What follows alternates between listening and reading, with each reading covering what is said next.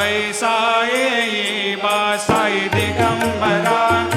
अक्षय रूपावतारा सर्व व्यापक तो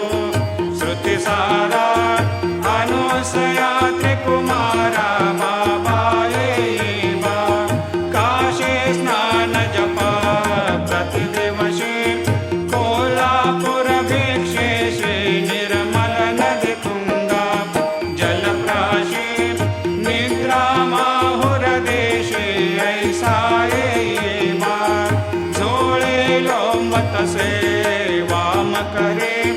त्रिशूल डमरो धारे भक्तावर दसदा सुखकारे देशिल मुक्तिचारे ऐसा ये बा पायी पादुका जपमाला कमंडलो मृगछाला धारण कर सेवा नागजटा मुकुट शोभतो माथा ऐसा ये बा तत्पर तुझाया जे ध्याने अक्षय कांचे सदने लक्ष्मी वास करे दिन रजने रक्षसे संकट वारुणी ऐसा ये बा या परिध्यान तुझे गुरुराया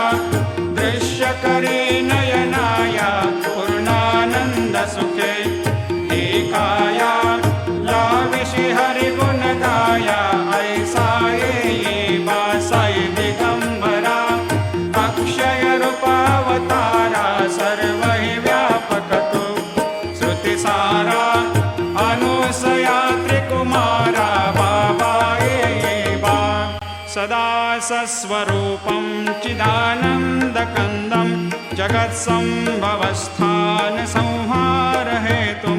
स्वभक्तेच्छया मानुषं दर्शयन्तं नमामीश्वरं सद्गुरुं साईनाथं भवद्वांत विध्वंसमार्तण्डमीड्यं मनोवागतीतं मुनिर्ध्यानगम्यं जगद्व्यापकं निर्मलं निर्गुणत्वां नमामीश्वरं सद्गुरुं साईनाथं भवाम्भोधिमग्नार्दितानां जनानां स्वपादाश्रितानां स्वभक्ते प्रियाणां समुद्धारणार्थं कलौ सम्भवन्तं नमामीश्वरं सद्गुरुं साईनाथं सदा निम्बवृक्षस्य मूलाधिवासात् सुधास्राविणं तीक्तमप्यप्रियन्तं तरुं कल्पवृक्षाधिकं साधयन्तं नमामीश्वरं सद्गुरुं साईनाथं सदा कल्पवृक्षस्य तस्याधिमूले भवद्भावबुद्ध्या सपर्यादिसेवां नृणां कुर्वतां भोक्तिमुक्ते प्रदन्तं नमामीश्वरं सद्गुरुं साईनाथं